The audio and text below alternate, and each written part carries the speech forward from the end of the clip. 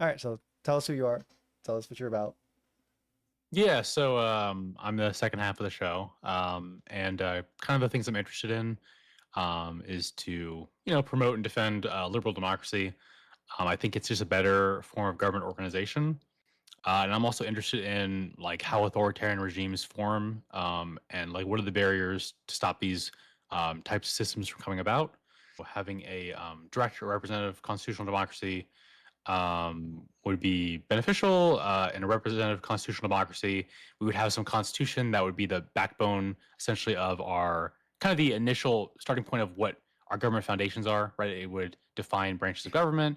And I'm not so big on like should there be a federalist or component of federalism or not. I don't. I think in the United States, I do like the concept of like federalism. I like that states kind of feel like their own thing as you travel across the U.S. I think it's kind of cool. I think different parts of the U.S. are different and should have different laws potentially. So I'm not too against or for it. I guess I'd have to think more about it. But in general, though, I like that we have a constitution that defines rights that we have, and insofar as the style of democracy, if it's representative, where we vote for representatives in government, I'm fine with that. Direct democracy, I might have to think a little more about, but think that it'd be interesting to look at societies that have it. Um, so I think the other important thing about sort of my views is that I definitely believe that branch overreach, so between different branches of government, however you split them up, should be something that's very much quarantined off. I don't like it when branches try to consolidate too much power, as I would argue we're seeing in the U.S. right now. I think that some amount of internal pressure, right, is necessary. Um, so, you know, when you talk about internal pressure, one of the things that I've always heard about is some versions of this would be like armed civilians, right? We hear about this a lot. Like, if you have an armed populace, you won't have a tyrannical government. I think that this idea on its face, I can see why people argue this. I don't think it's worked historically. So I'll give you an example, right? In the Weimar Republic, where this was Germany after World War One, after they lost the war, and they went from being the German Empire to a liberal democracy, which is what the Weimar Republic was. The Weimar Republic was very interesting because, and this, if I remember correctly, had been happening even back in the German Empire when they got the National Diet, which was their basically their version of Congress or Parliament, I guess would be the better word. They were very, very politically charged society, and they had a lot of paramilitary groups. And if you know anything about paramilitary groups, essentially this is usually groups of civilians with guns. Usually is what these groups are, and they would advocate out and they go in the street and they commit acts of violence to sort of push their political cause. And this is commonplace in Germany. You can go look this up if you don't believe me. There were constant gun battles in the streets in the Weimar Republic in Germany, and you know as time drug on and as the Nazi Party became bigger and bigger, one of the components that made them so big was the inclusion of paramilitary groups. So for instance, the SA and the SS were the Nazi Party's paramilitary wings, and they were there to back up the Nazis when they used decrees to go around the Constitution, like the Reichstag Fire Decree, and then the Enabling Act.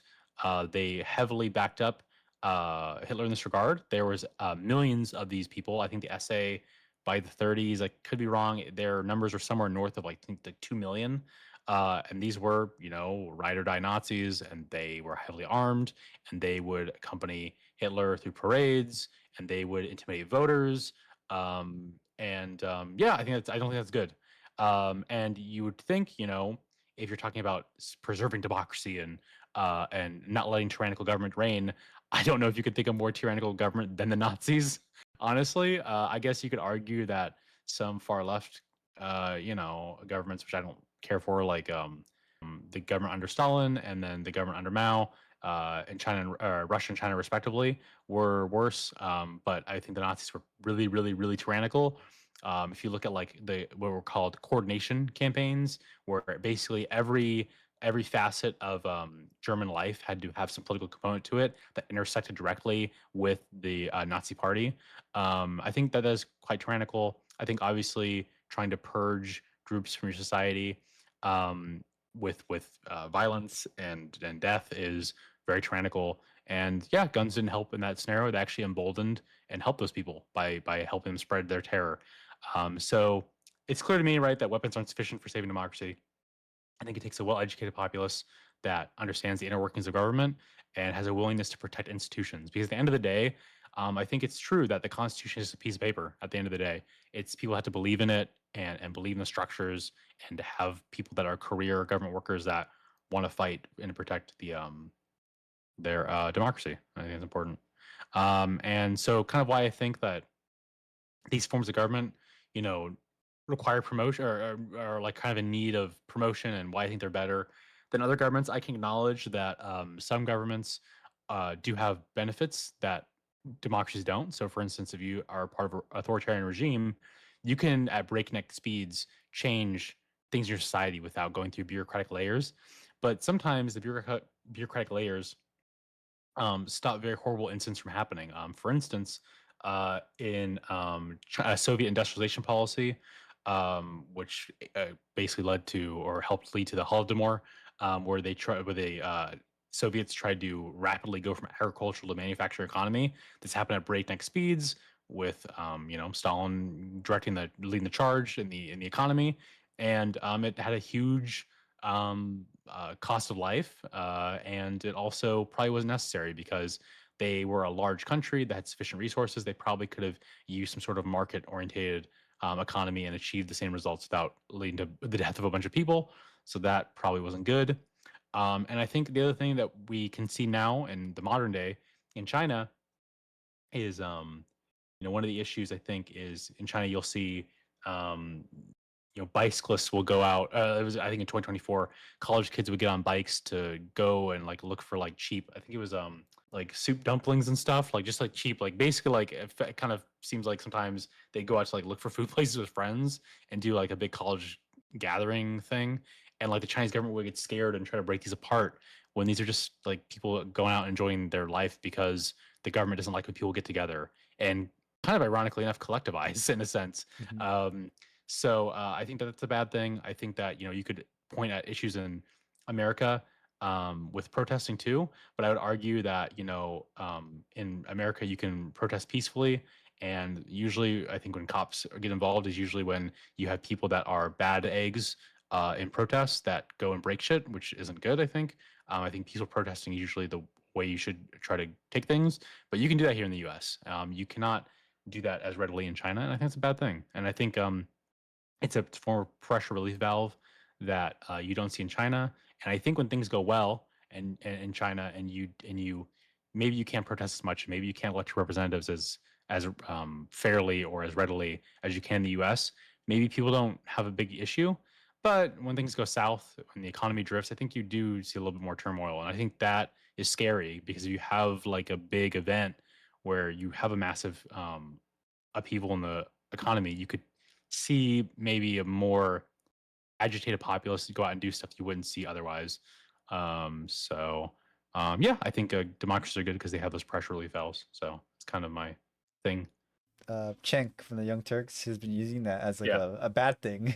He's like he'll say it really. as like, yeah, he says it as in the sense of like it's really I mean, annoying because he's like anything good yeah. that happens is just a pressure release valve so they can keep control.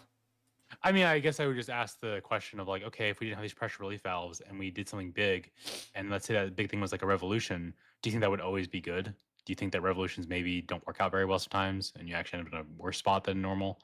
I guess like that's where I would go with it is like what are we actually talking about when we say we don't like pressure relief valves? Because if you have a revolution, that's kind of a crapshoot, and I think a lot of people wouldn't mm, want that or benefit from that really. He's on that weird populist dumb shit. I haven't honestly I never really watched much of the Young Turks, but yeah, I guess I would be interested in what his response would be to like, okay, well, if those don't have those relief valves and you want there to be some massive upheaval, do you think that might hurt more people than it helps kind of thing? Especially, the thing that I never get about these guys too, when they talk about this stuff. I mean, like they never when they say stuff like this, they don't. I don't think they realize that. I think it's like 2/3 of the army is they're the right wing, right? Like a lot of people in the country that I know this from going to shooting ranges my whole life. A lot of people in the country that have guns are right wing. Like I'm not to be like the guy that's like, oh, like the right wingers are going to take over the country or whatever. Like if like they'll always win or something. But like I think it is true that just because you think that the upheaval would benefit you doesn't mean it wouldn't. That's something you have to think about deeply about. I feel like Yeah, so. I don't like that kind of stuff. I think it's really stupid to say. me too. That's why I just so I'm like find a new term because I they poisoned so many terms with their populist rot that like it's not the same. It doesn't mean the same thing Yeah, yeah. anymore. Um, but yeah, that's pretty good. Yeah, my name is Christian. I am the other half of this show, and very similar to my friend Brandon here. My goals consist of 2 to 3 things: promoting liberal ideals, pushing back against like the populist leftists. I don't even like calling them leftists, but I can get into that at a later point. Brain rot that's like infesting society, as well as like the right wing populist MAGA brain rot. Um, and the third thing is just like uh, making people okay with fighting like for their ideas, as in like I don't want to just be like one of the people fighting for liberal ideals. I want to make it so like people are encouraged to also fight for their ideals, because so many times like do people in society just like let right wing or just left wing extremists like talking points just go, and they're like, well, I don't want to be the one to confront this idea because like what it doesn't really why do I want to say anything, right? Like why do I want to engage with an idiot or like a someone that's I think it's crazy. It's like because and I think like as a society it sucks because at this point we all kind of have to do our part to like combat these ideas. So like if you have a parent that's like falling down the MAGA pipeline, you should be comfortable being like you're you're believing some nonsense and not just like, oh, you're crazy and I'm gonna say you're crazy and then we're gonna argue about it, but that's it. It's more like, here, let me show you why you're wrong. Yeah, no, it's one of those things where you have to be able to clearly explain why, like, because if you have like a family member who is like really into this shit, they're gonna say like, oh, well, like you're just like insane, blah blah blah. Like you have to give them reasons, like, okay, well, why do you think these things? What are the outcomes? Like, is this a good road you want to go down or not? Yeah, like I feel, especially with like people that kind of just regurgitate most talking points, they don't. You ask them 2 questions in the topic, they'll fall apart, and then you can like use that falling apart area to build something new. Um, and I have like personal examples of that where it's like uh I'll talk to someone they're not informed on anything. It's usually the last 2 times it's been about like the Biden administration's like policy plans and like how they Hmm. were actually really good. But like when I got into the arguments with these people, they were like they couldn't even like list what Biden got done. So it was like I was like, okay, what did Biden do? Or when and then they couldn't answer, or like they had like a very like surface level answer of like, oh, he allowed more drilling to happen. It's like, okay, why did he do that? And it's like, Yeah. oh, I actually don't know that. And I was like, okay, he did it because he one, it's with the Trump tax cuts or whatever that happened, he couldn't he couldn't borrow money. He couldn't borrow any more money. And he knew that as a good president. So what he did was like he's like, all right, I'll allow more drilling, but I'll use the revenue from the drilling to promote more green energy initiatives and uh, build more infrastructure for clean energy. So Yeah. and it's like, yeah, that's a really good thing, right? And they're like, yeah, I guess it is. So it's like these people that they hear these talking points, they don't understand what they're saying, uh, but they already have a conclusion. So like they don't, but that conclusion's built on like thin ice, so you can break it. It's very easy to, especially if there's someone like you care about, and uh, and they care about you, so they'll trust your opinion a little bit more. Uh, but and then in the regard of like defending liberal democracies, it's one of those things where I think Francis Fukuyama has written something about this where it's like these institutions and organizations like they're good, but like they don't really have any power to like defend themselves uh, from inside like threats as like if a fascist authoritarian like sentiment is growing, like a liberal democracy in and of itself can't defend itself. It has to come from like the people This is to defend actually it. not to cut you off, but this is actually a linchpin of it's a quote. I'm not getting the direct quote right, probably, but it basically like Hitler who said like one of the laughable things about democracies, it has its own seeds of destruction sown into it, right? Meaning that like if you for the Nazi Party, like them winning and Germany, them winning votes in parliament and gaining power was like one of the first steps to them eventually coercing other groups into going along with the Reichstag fire decree, and then eventually going along with the Enabling Act, so they could bypass the Constitution, so that they, use the levers of democracy basically to destroy it to get around it. That's like their whole Yeah, program. But he's right though, is that these systems in and of themselves have the seeds for their own destruction. Real quick, an example of this would be like, imagine if we had a country that was the biggest party was like in terms of representatives in the states and federal government was a communist or far right party, right? They could, theoretically help to change the constitution, right? What is it? It's like 2/3 of all elected representatives, and then like 3/4 of.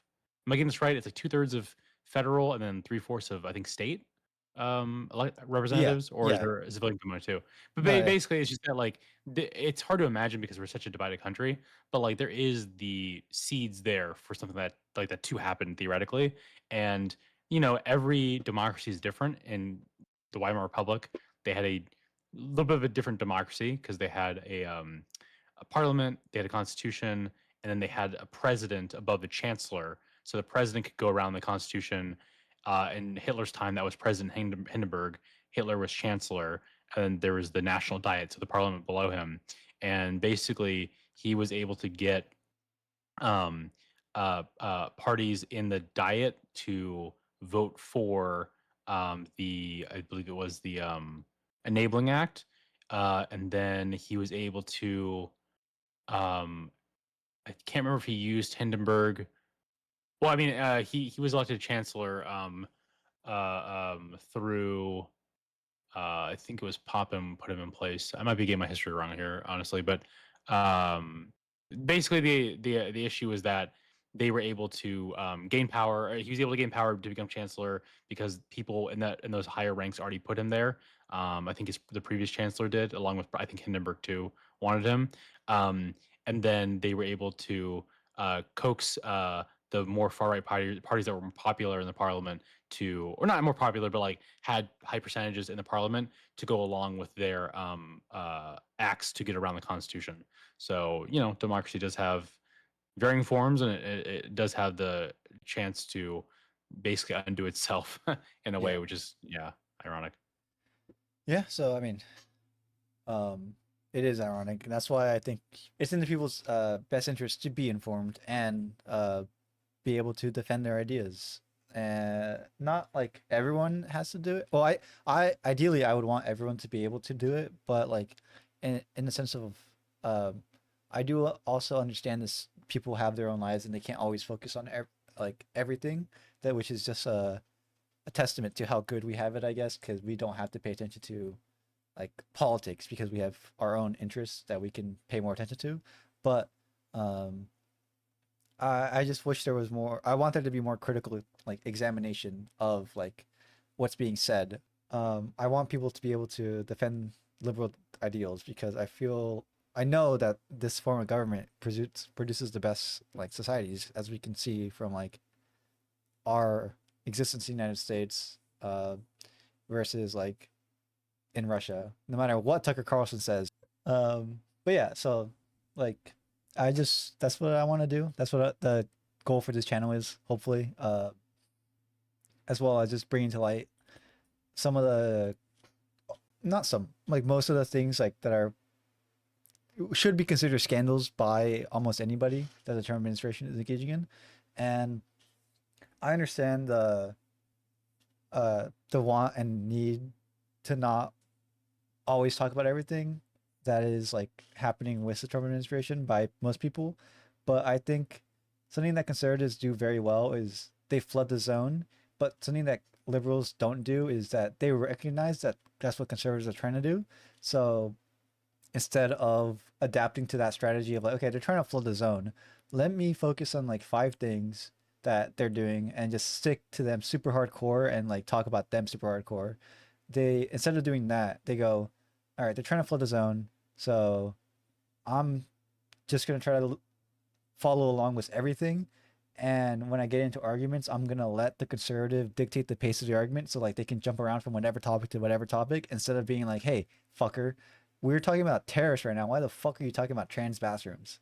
How? Let's talk about the fucking like the tariffs that are happening. Let's talk about the war that we've started with like multiple different countries, like kidnapping leaders from other countries. Let's talk about the fact that there no manufacturing plants have been brought back to America. Let's talk about uh, like these things, and I'm not gonna let you like wander off to like, oh, 100 million immigrants were let in by the Biden administration. How many are let in now? Zero. It's like we're not gonna do that, you know. Um, Well, so yeah, hell, what about the inflation rates too? Like, look how that's going up with the combination of tariffs and our exactly, multiple, like you said, our multiple wars. Like, whatever happened to what cheaper gas? What are gas prices at right now? I think near me, I exactly. think I saw diesel creeping up towards $8 a gallon. Like, yeah, So it's a joke. it's just it's such a joke, and they're able to just like walk through it because not only like the media not hold them accountable in an attempt to seem unbiased, but like the alternative media is full of like Trump's personal cum sleeves that they'll just swallow it all up. But yeah, Yeah, that's it for me. yeah, that's it for me as well.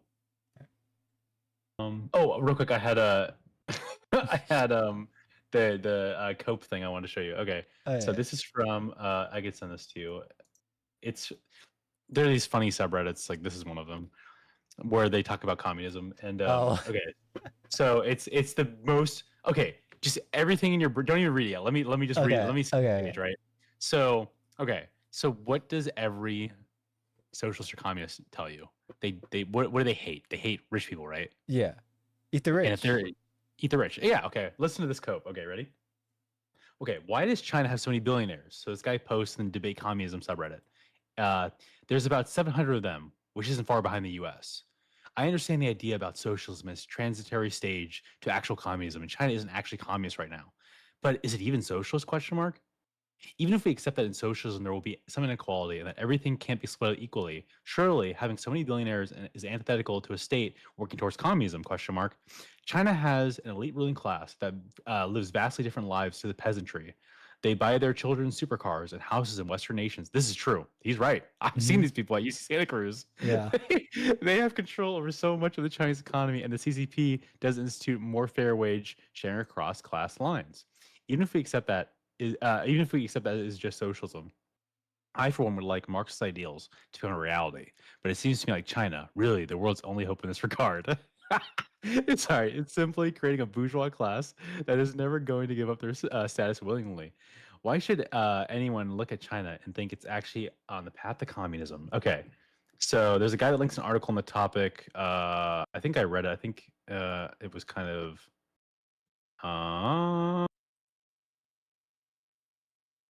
I think it was kind of dog shit, but I had to go back and check it out.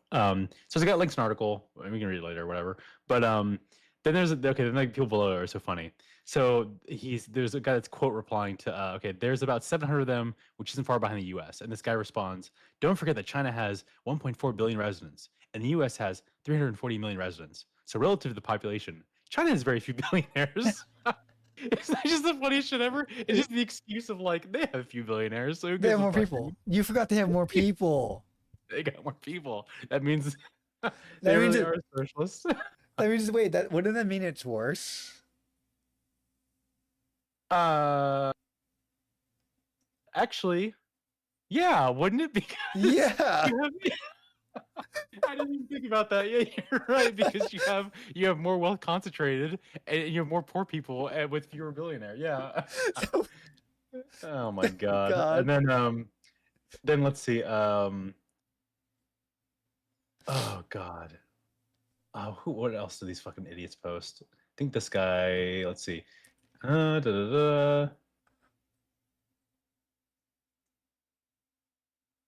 In my opinion, wait. Search volume.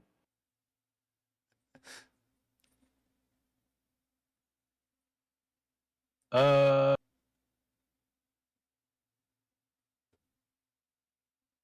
Okay. Um. This guy. Wait. Is this? This might be. This maybe might be accurate. Let's see. Wait. Uh. Wait. No, that's not true. Wait. Okay, wait, hold on. So this guy says, okay, China tried transitioning from its semi-feudal system to socialism in the 1950s and 60s. Critics of Mao, those who took power after 1976, contended that this was troubled time at best, if not outright disastrous. And instead, China needed a gradual, controlled shift through capitalism to socialism. It's, in my opinion, social democracy was guided by a communist party with a tight lid on power, so that it keeps their goal firmly in sight and doesn't lend real power to the billionaires. Okay, so here's a really funny thing about China that a lot of people don't know. Is that in China, right? Mm. You can't own land. I think people know that, right? You cannot outright own land. You actually rent land, even as a company. I don't know if you know that or not. I actually didn't. So you can rent land for I think it's up to 70 years. Okay, but let me ask you this, right? When the communists took power in like the 60s, 50s, 60s, it's been about 70 years since then, right? Mm-hmm. More or less. So some rentals have gone up on companies, yeah, Yeah. like They had to rentals, have. like the yeah. So what do you think happened when that happened? Uh, the companies kept paying the same amount. They never increased. No. Sorry. I'm talking about renewals on the rental. They're like did they get renewed? What do you think? Oh, yeah, Like, they let's say probably. Microsoft is in China. Yeah. So what? So do you think it got renewed, right? Yeah, I would say. I would think. Okay. So if I have Microsoft in China, let's say Microsoft never was in the U.S. Let's say it was a Chinese company, right? Y- Microsoft is there. They're a huge producer of software, everything, right? And they're on a space of land, and their rent goes up, and I'm the Chinese government, and I depend on that money, right? I'm not gonna let that company go, right? Mm-hmm. So Oh, they let the motherfuckers renew immediately. So let me ask you this: if you, when do you actually own something, right? If it's a rental and they can rent it for 70 years, they rent it for another 70 years immediately because they need the money. The Chinese government needs the money. They need the company there. That feels like the billionaires have power, yeah. yeah. So yeah, so that's fucking stupid. Like this guy Morecope, I love that guy. Who else we got? This fucking brainlet subreddit. Let's see. This guy's accurate. Yeah, China is a capitalist country. I agree with you. Thank you, bro. Yeah, I saw that too. Um, this post was brigaded by libs and fash. It seems. Should we expect more of this? Oh my god, I love it. Sorry, I love the Kobo. This fucking shit. And you'll see this like in any of these fucking spaces where people talk about this shit is like it's always like they always bring it back. I love it. They always bring it back to like some vague notion of like Marxist principles trying to be achieved through the system, and we just don't see it. And there's hope. And it's like, dude, give it up, man. It doesn't work. They don't want this shit. They just like they have the namesake. Like that's all they care about. It's yeah. God, it's so funny.